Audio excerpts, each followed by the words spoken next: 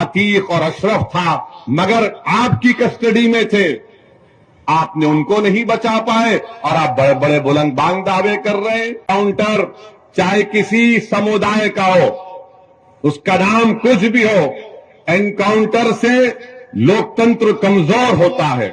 Encounter से लोगों का विश्वास लोकतंत्र में, जमहूरियत में कम होता है। पुलिस की मौजूदगी में उनको लोग आकर उनके सर पर गोलियां चलाकर उनकी हत्या करके चली जाती है और मुख्यमंत्री बोलते हैं कि मैंने माफिया को मार दिया। अगर वो जेएसआर का नारा नहीं लगाते और तकबीर बोलते तो निकाल कर उनको वहीं ढूंढ देते थे। उत्तर प्रदेश में क्या विकास किया तो बोलेंगे मैंने बुलडोजर मासूम लोगों के घर पर चढ़ा दिए, तो बोलेंगे मैंने माफिया को खत्म कर दिया। अरे माफिया को कहां खत्म हो रहा है? अरे ये तो बताओ कि आपके बीजेपी में कितने ऐसे माफिया नेता बैठे हैं। आज अब उत्तर प्रदेश के मुख्यमंत्री से पूछिए कि आपने उत्तर प्रदेश में क्या विकास किया तो बोलेंगे मैंने बुलडोजर मासूम लोगों के घर पर चढ़ा दिए। उनसे आप पूछिए कि तुमने कौन सा विकास किया तो बोलेंगे मैंने माफिया को खत्म कर दिया। अरे माफिया को कहां खत्म हो रहा है? अरे ये तो बताओ कि आपके बीजेपी में कितने ऐसे माफिया नेता बैठे हैं। उन पर फूल बरसाए जा रहे हैं, उनको आप अपनी सत्ता में रहकर अपने छत्र छाया में उनकी हिफाजत कर रहे हैं, और जो कोर्ट से मुल्जिम करार दिया जाता, जिसके हाथ में जंजीरें होती है, तो पुलिस की मौजूदगी में उनको लोग आकर उनके सर पर गोलियां चलाकर उनकी हत्या करके चली जाती है और मुख्यमंत्री बोलते हैं कि मैंने माफिया को मार दिया। मुख्यमंत्री आपकी पुलिस है, उत्तर प्रदेश की पुलिस की कस्टडी में 2 प्रिजनर्स हैं और उनको आकर सर पर गोलियां मारकर, और मारने वाले पूरी तैयारी के साथ आए थे, मारकर हथियार फेंककर पुकारते हैं सरेंडर सरेंडर और जेएसआर का नारा। मैं उन पुलिस वालों से मेरा एक सवाल है, अगर वो जेएसआर का नारा नहीं लगाते और तकबीर बोलते तो निकाल कर उनको वहीं ढूंढ देते थे। ये कौन सा आपका इंसाफ है बताओ आप? और मुख्यमंत्री बोलते गोली का जवाब गोली से देंगे, तो वहां पर क्या हो रहा था? गोली का जवाब जबान से भी नहीं दे पा रहे थे। आपकी कस्टडी में किसी की हत्या हो जाती है, छोड़ दिए थोड़ी देर के लिए, उन मुल्जिमिन का नाम अतीक और अशरफ था, मगर आपकी कस्टडी में थे, आपने उनको नहीं बचा पाए और आप बड़े बड़े बुलंद बांग दावे कर रहे हैं हम ऐसा कर देंगे।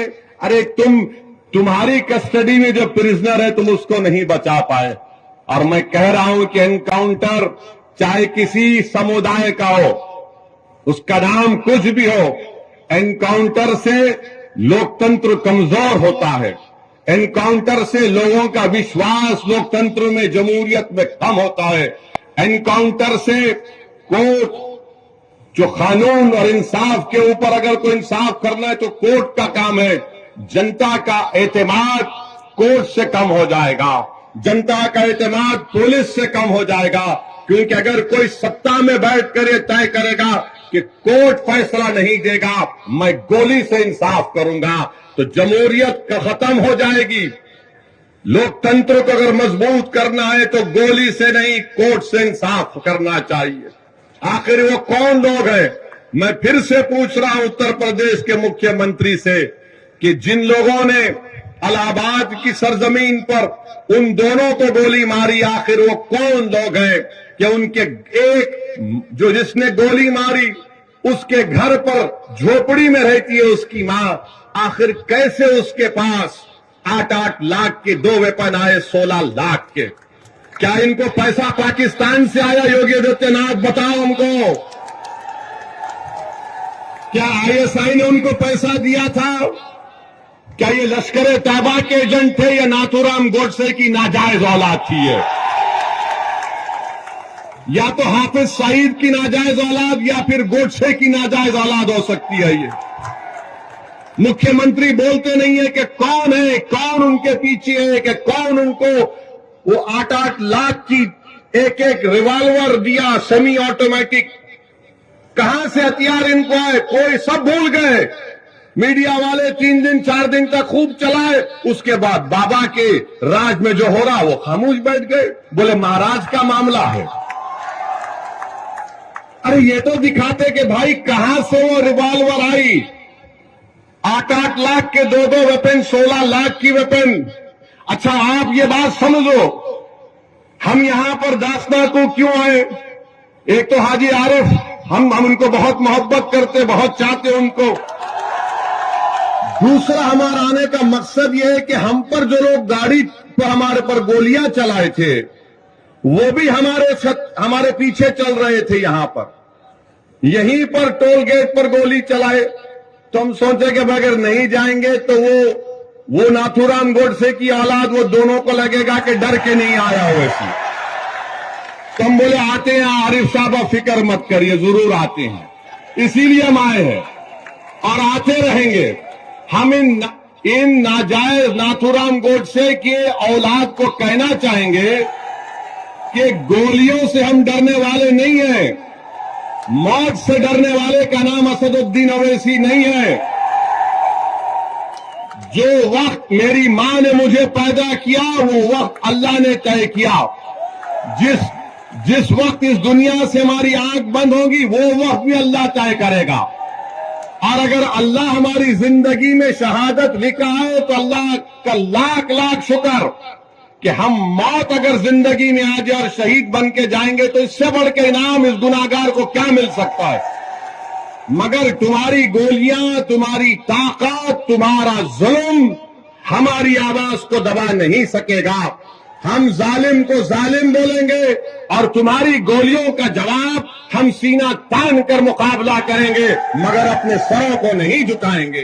तो मेरे अजीज दोस्तों और बुजुर्गों, आपसे यही इल्तिजा और गुजारिश है कि आप अपने वोट का सही इस्तेमाल करिए। आप खुद अपने दिल पर हाथ रखकर बताइए कि अगर हाजी आरिफ चेयरमैन होगा, हमारी बहन चेयरमैन बनेगी इंशाअल्लाह, तो आप बिला झिझक इनको चेयरमैन के तौर पर नहीं देखेंगे, बल्कि अपने भाई के तौर पर, अपना रहबर के तौर पर, एक मदद करने वाले के तौर पर आप देखेंगे। वो गलती मत करिए जो आपने विधानसभा के चुनाव में की थी और आपने समझा कि अखिलेश भैया भाजपा को हराएंगे। अखिलेश भैया नहीं कर सकते, वो बेचारे गम के पैंडल साइकिल पर मार रहे हैं, गम के पैंडल साइकिल पर मार रहे हैं। उस साइकिल के टायरों में एक नहीं 3-3 पंक्चर हाजी आरिफ कर चुके हैं। तो आपसे अपील है कि पतंग के निशान पर बटन दबाइए। और अल्हम्दुलिल्लाह अभी हाजी आरिफ साहब ने जिक्र किया कि उन्होंने कई डेवलपमेंट के, तरक्की के, विकास के काम करवाए। आप ये देखते हैं कि उन्होंने अभी कहा कि क्लीनलीनेस में, स्वच्छता में पूरे उत्तर प्रदेश में सबसे पहला नंबर दासना को मिला है। अब बताओ योगी आदित्यनाथ इसका भी जिक्र कर देते, ये भी बोल देते, मगर अल्फाज में कंजूसी है। मुख्यमंत्री की जबान से हाजी तो छोड़ो, आरिफ भी नहीं निकलेगा।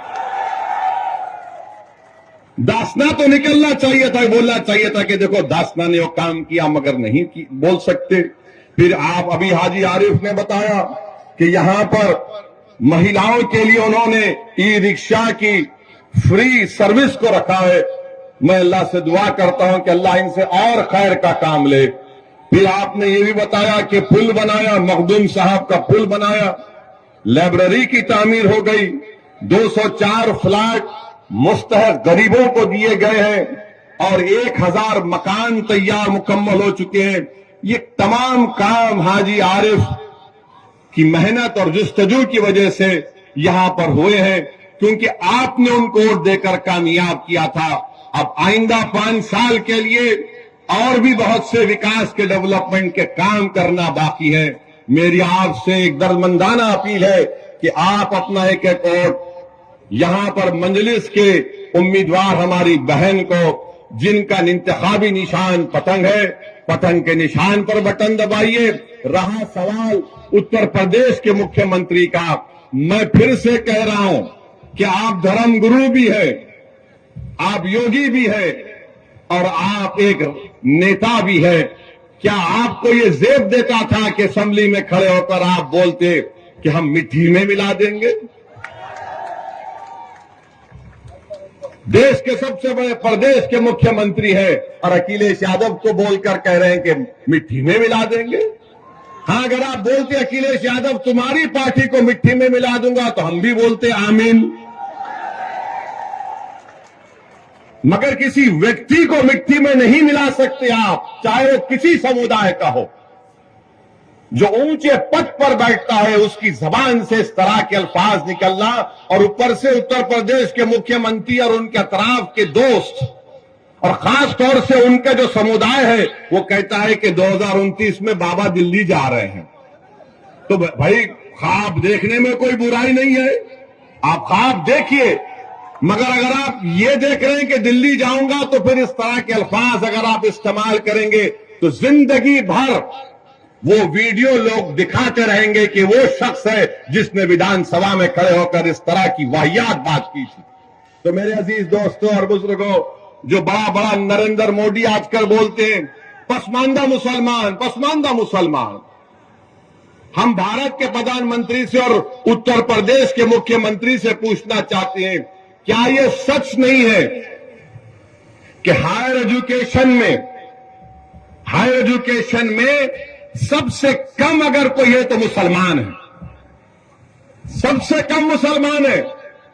और नरेंद्र मोदी और बीजेपी आरएसएस रोज बाजा बजाती पसमानदा मुसलमान, पसमानदा मुसलमान। अरे तुम बाजा बजा रहे तो कुछ तो करो।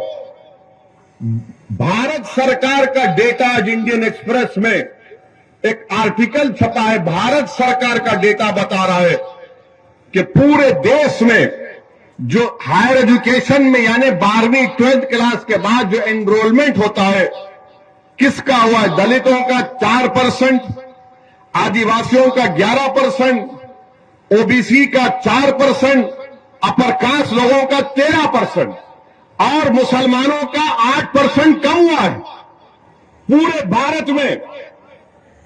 और उत्तर प्रदेश में कितना कम हुआ है? उत्तर प्रदेश में अल्पसंख्यक समाज मुसलमान की आबादी 20% है, और कितने मुसलमान समाज के हायर एजुकेशन में पढ़ रहे? 4.5%। पूरे भारत में अगर 1,80,000 मुसलमान का ड्रॉप आउट हुआ है हायर एजुकेशन एनरोलमेंट में, तो उत्तर प्रदेश में 58,365 का ड्रॉप आउट हुआ। क्यों मोदी जी आप झूठ बोलते पसमानदा मुसलमान को करो? अरे आप ही के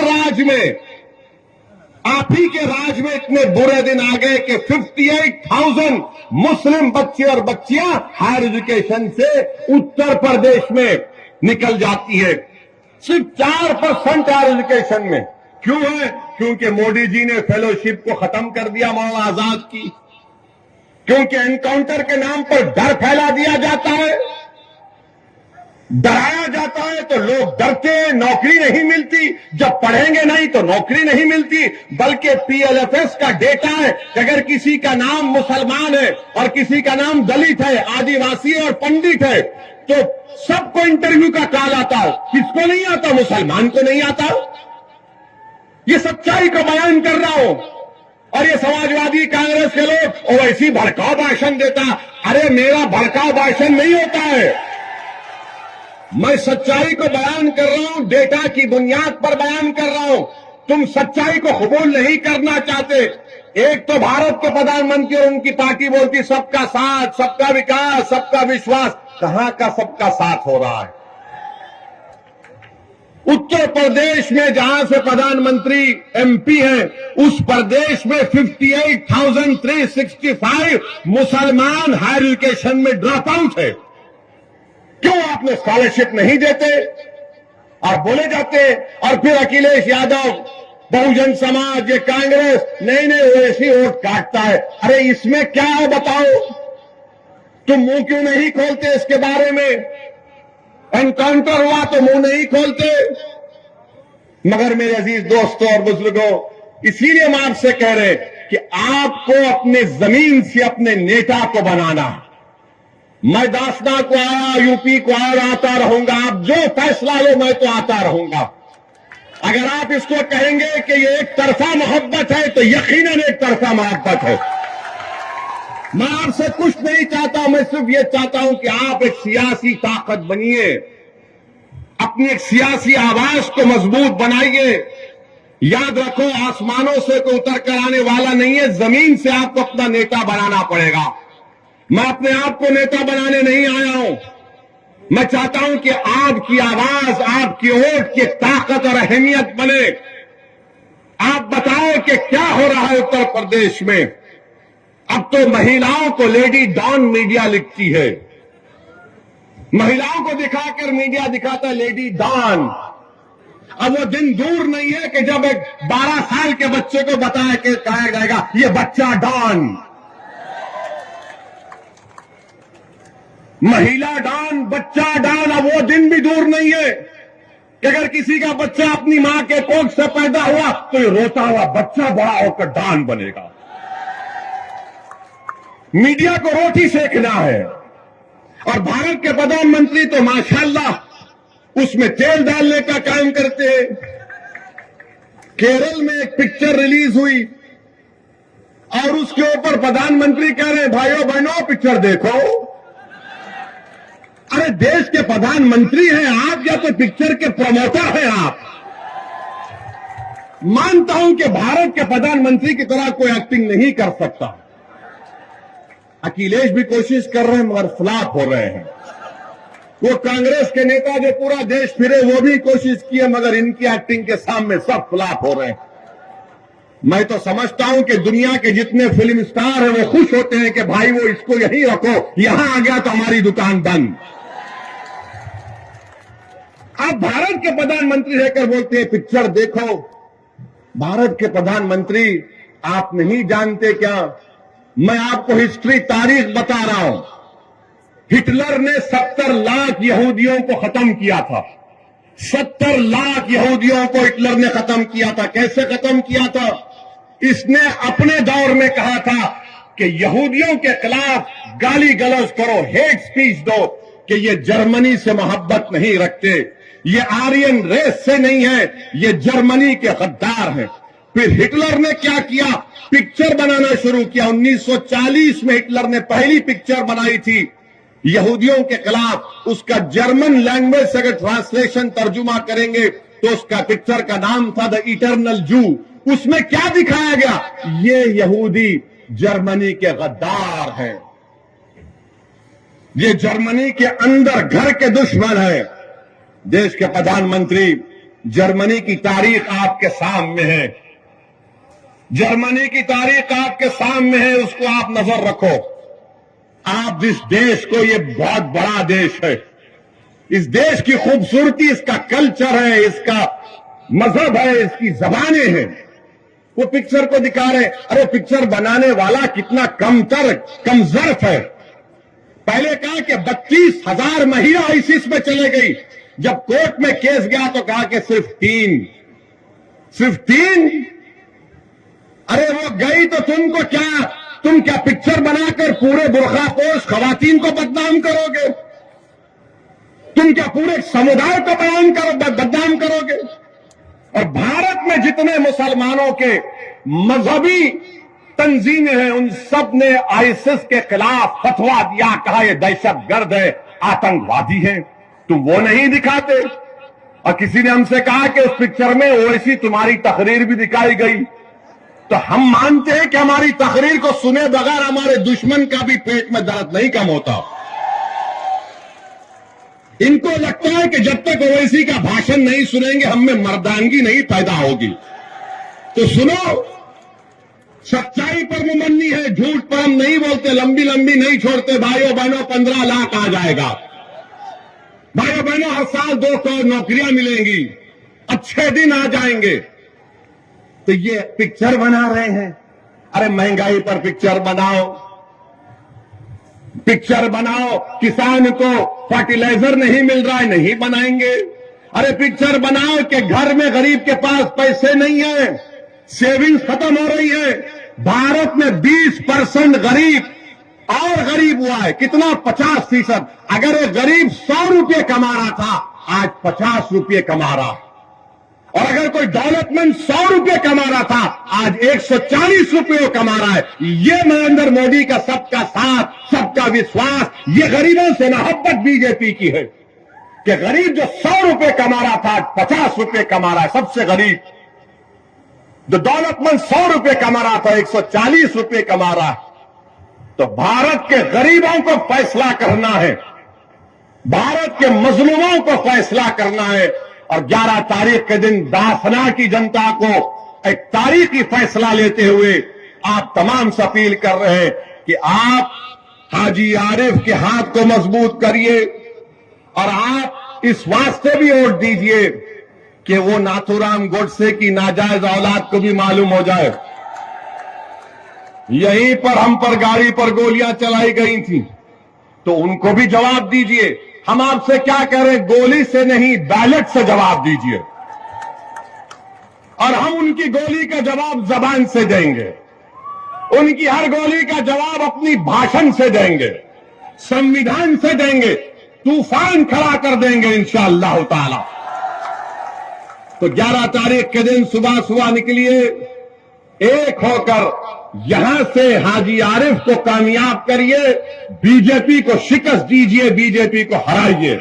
ये समाजवादी और बहुजन समाज पार्टी बीजेपी को कामयाब करवाना चाहती है। अपने इत्तेहाद को कमजोर मत होने दीजिए। हमारे दिलशाद हमारे इनके भी खड़े हैं, गाजियाबाद से इनकी वाइफ मेयर की कैंडिडेट है, इनके भी हक में आप दुआ करिए और डालिए। बहुत बहुत शुक्रिया। अस्सलाम वालेकुम।